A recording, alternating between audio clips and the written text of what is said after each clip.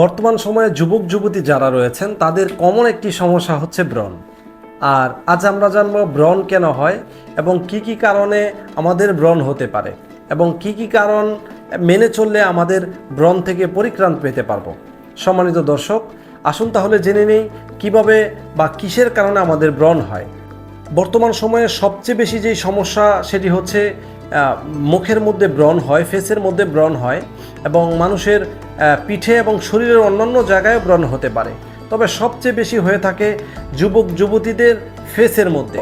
আমাদের ব্রণ বিভিন্ন কারণে হয়ে থাকে, এর মধ্যে সবচেয়ে বেশি যেই কারণটা হয়েছে শরীরের হরমোনের বিভিন্ন সমস্যার কারণে আমাদের মুখে ব্রণ হতে পারে, লিভারের গোলযোগের কারণেও আমাদের ব্রণ হতে পারে, এমনকি দুশ্চিন্তা এবং উদ্বিগ্নতা থেকেও আমাদের ব্রণ হতে পারে।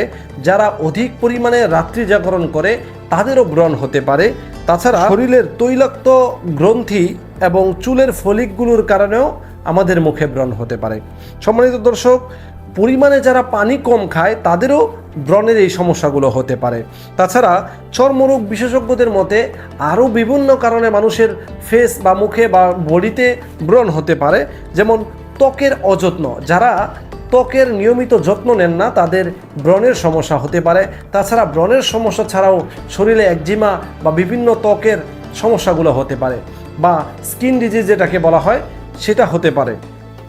তাছাড়া জীবাণুর আক্রমণের কারণে আমাদের ব্রণ হতে পারে, হরমোনের পরিবর্তনের কারণে আমাদের ব্রণ হতে পারে, অতিরিক্ত ভোজন এবং তৈলাক্ত খাবার যারা বেশি পরিমাণে গ্রহণ করে তাদেরও ব্রণের সমস্যা হতে পারে।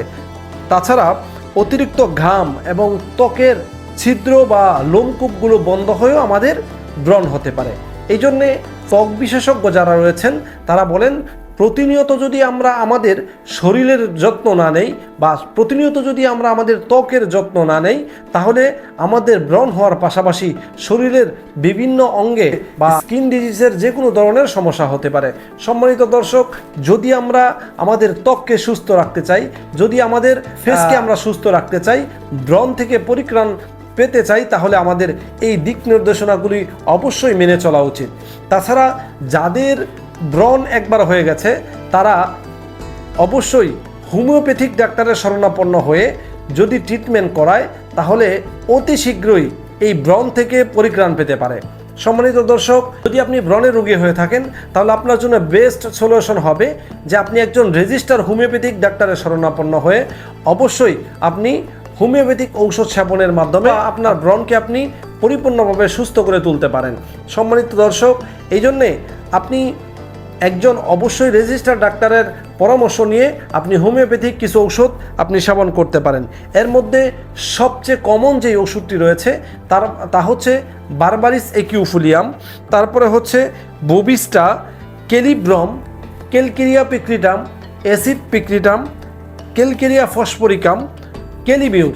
এই সকল ওষুধগুলো যদি আমরা একজন রেজিস্টার্ড ডাক্তারের শরণাপন্ন হয়ে আমরা যদি লক্ষণ অনুসারে সেই ওষুধগুলো প্রয়োগ করতে পারি অথবা লক্ষণ অনুযায়ী এই ওষুধগুলো গ্রহণ করতে পারি তাহলে আমরা আশাবাদী যে অবশ্যই ইনশাল্লাহ আমাদের ব্রণ থেকে আমরা পরিপূর্ণ পরিত্রাণ পেতে পারবো।